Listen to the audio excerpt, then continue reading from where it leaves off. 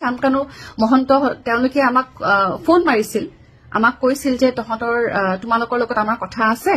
মোক বুলি নহয়, বহুত ছিংগাৰক ফোন কৰিছিল, বহুত গায়ক গায়িকাক ফোন মাৰিছিল যে আমি বহুতক আজি আমন্ত্ৰণ কৰিছো আমাৰ ঘৰলৈ ভাত খাবলৈ, বহুত গভৰ্ণমেণ্ট অফিচিয়েলছ আহিব, নন গভৰ্ণমেণ্ট অফিচিয়েলছ আহিব, তুমিও আহিবা। তেতিয়া মই কৈছিলো যে নাই, মোৰ এংকাৰিং আছে শ্যামকানু দা, মোৰতো দেৰি হ'ব।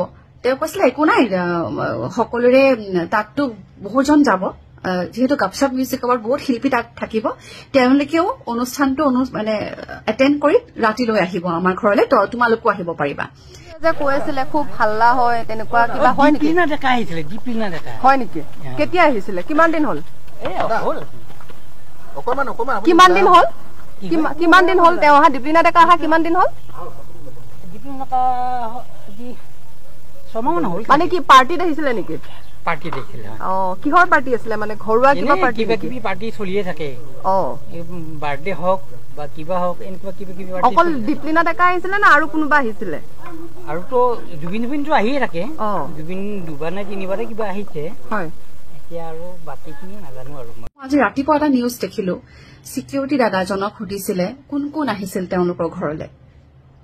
তাত কৈছে যে জুবিন দা আহিছিলে বহুতবাৰ আৰু বহুত শিল্পী আহিছিলে। তেতিয়া মোৰ নামটো লৈছে যে দীপলিনা আহিছিলে, এবাৰ আহিছিলে।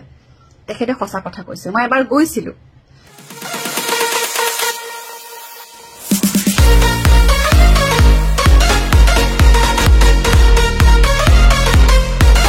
প্ৰথমতে আহো সিদ্ধাৰ্থ শৰ্মাৰ ওচৰত। সিদ্ধাৰ্থ শৰ্মা হৈছে one and only manager of Zubeen Garg since 10 to 12 years, যিমান দূৰ মই জানো। তেখেতক প্ৰথম সাক্ষাৎ হৈছিলে মোৰ 2015 চনত, আৰু তেতিয়াৰে পৰাই এতিয়া যেনেকৈ চৰ্চা চলি আছে তেখেত এগৰাকী অভদ্ৰ অসভ্য মানুহ, তাত মোৰ কোনো ধৰণৰ আচলতে ডিনায়েল নাই। তেখেত সঁচাকৈয়ে এজন অভদ্ৰ মানুহ, কোনো ধৰণৰ ব্যৱহাৰ তেওঁ নাজানে। আৰু সেই সময়ত যেতিয়া মোৰ সাক্ষাৎ হৈছিলে তেতিয়া মই একেবাৰে নতুন আছিলো, সেইবাবে মই বহুত কথা সহ্য কৰিছিলো, বহুত কথা মই তেনেকৈ থাকি গৈছিলো, নিমাত হৈ থাকি গৈছিলো। কিন্তু ইমান বছৰে এই কাৰণে কোৱা নাছিলো কোনো। আৰু এতিয়া বহুতে প্ৰশ্ন কৰিছে যে সিদ্ধাৰ্থৰ কথা এতিয়া সকলোৱে কিয় কৈ আছে। মোৰ ওচৰত সেইটো উত্তৰ আছে। ইমান দিনে আমি আচলতে একো কোৱা নাছিলো, কাৰণ তেনেকুৱা কোৱাৰ কোনো পৰিৱেশো নাছিলেতো। সিদ্ধাৰ্থে এনেকুৱা দেখুৱায় যে জুবিন গাৰ্গৰ ওপৰত অধিকাৰ কেৱল সিদ্ধাৰ্থ শৰ্মাৰ আছে।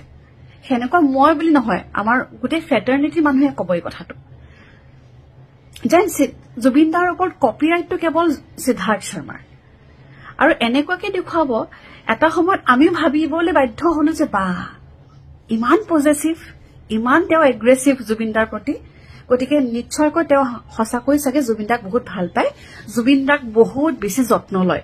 আমি তেনেকৈ ভাবি পেলাই তাৰ সেই দুৰ্ব্যৱহাৰবিলাক বা যি মিছবিহেভ কৰে বা যি ধৰণৰ অভদ্ৰামী কৰে, সেইবিলাক আমি আচলতে আওকাণ কৰিছিলো। সেইবোৰ একমাত্ৰ জুবিন দাৰ খাতিৰত আওকাণ কৰিছিলো, আৰু আজি পৰ্যন্ত কোনেকো কোৱা নাছিলে। এতিয়া আহিছো শ্যামকানু মহন্তৰ ওচৰলৈ। মই এটা ইনচিডেণ্ট শ্বেয়াৰ কৰিব বিচাৰিছো। মই শেহতীয়াকৈ চিকাগোলৈ গৈছিলো, আৰু চিকাগোলৈ যাওঁতে Assam association of north America তেওঁলোকে সমস্ত দায়িত্ব লৈছিলে, মোৰ তাত থকা, খোৱা, তাত লৈ যোৱা, তাত যত্ন লোৱা। তাৰমানে মই এইখিনি কথাও আপোনালোকক কলো যে মই যদি অকণমান খোজকাঢ়িবও যাব বিচাৰো, ইভিনিং ৱাক কৰিবলৈ যাব বিচাৰো, তেতিয়াও তেওঁলোকে কয় যে অকলে নাযাবা, তুমি আমাৰ দায়িত্বত আছা, আমি কোনোবা এজন তোমাৰ লগত থাকিম, ব'লা, য'ত যাব মন গৈছে তুমি আমাক কোৱা, আমি তোমাক লৈ যাম। ইমানখিনি তেওঁলোকে, মইতো একোৱেই নহয় বুলি কলো। মোকেই তেওঁলোকে ইমান যত্ন লৈছে, being the organiser of the event. North east ফেষ্টিভেলৰ অৰ্গেনাইজাৰ কোন? শ্যামকানু মহন্ত। তেখেতৰ ৰেছপন্সিবিলিটি আছিল জুবিন গাৰ্গ। এজন সাধাৰণ ব্যক্তি তেওঁ নহয়। ইমান অসুস্থ ব্যক্তি এজনক লৈ যোৱাটো প্ৰথম কথা সেইটোৱে ভুল। দ্বিতীয় কথাটো হ'ল, কোনো মেডিকেল টিম নোহোৱাকৈ তেখেতক এই ধৰণে তেখেতক ৰখা কিয় গৈছিল তাত?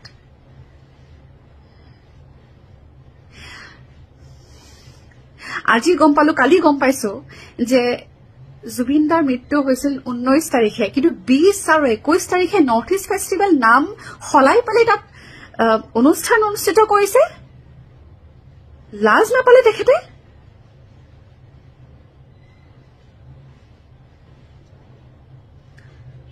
মানে মই বুজিব পৰা নাই যে কি ধৰণৰ মানসিকতা তেওঁলোকৰ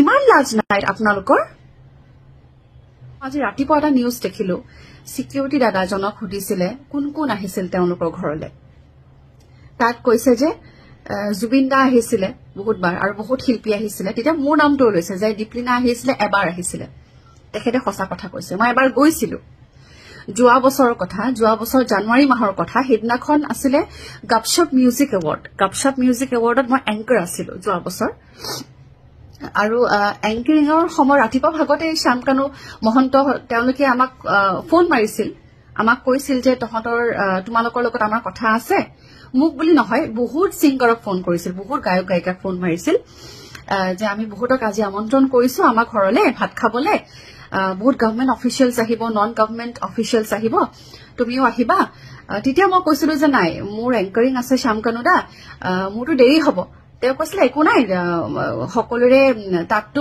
বহুজন যাব যেহেতু গাপশপ মিউজিক এৱাৰ্ড বহুত শিল্পী তাত থাকিব তেওঁলোকেও অনুষ্ঠানটো মানে এটেণ্ড কৰি ৰাতিলৈ আহিব আমাৰ ঘৰলৈ তোমালোকো আহিব পাৰিবা ঠিক আছে কথাৰ মতে কাম অনুষ্ঠান শেষ কৰিলো সেই হন্তে চাগে 10:30 বাজি গৈছিলে গাপশপ মিউজিক এৱাৰ্ড তাৰ পাছত গম পালো যে বিশ্বত শইকীয়াও একেলগে আমি আগপিছকে গৈছো আমি গাড়ী আমি শ্যামকানু মহন্তৰ ঘৰ পালোগে বিশ্বত শইকীয়া আছিলে মোৰ লগত বিশ্বতৰ লগত তেখেতৰ টিম মেম্বাৰ্ছ কোনবা তেওঁৰ বন্ধু বান্ধৱ আছিলে আৰু তেতিয়া অলমোষ্ট তেওঁলোকৰ খানা শেষ হৈছে তাৰমানে মানুহবোৰ গুচি গ'ল সকলো ডাইনিং টেবুলত বহি পেলাই আমি ভাত খাবলৈ মাতিলে আমি ভাত খালো আমি সকলোৱে ভাত চাত খাই মেলি আমি ৰৈ আছো আৰু কি কথা পাতিবলৈ মাতিছে আমাক কওক আৰু আমি ঘৰলৈ যাব লাগে নাই তেওঁলোকৰ বেলেগ কথা নাই তেখেতৰ পত্নীও আছিলে বাৰু সিদিনা পত্নী আছিলে বহুতো মানুহ আছিলে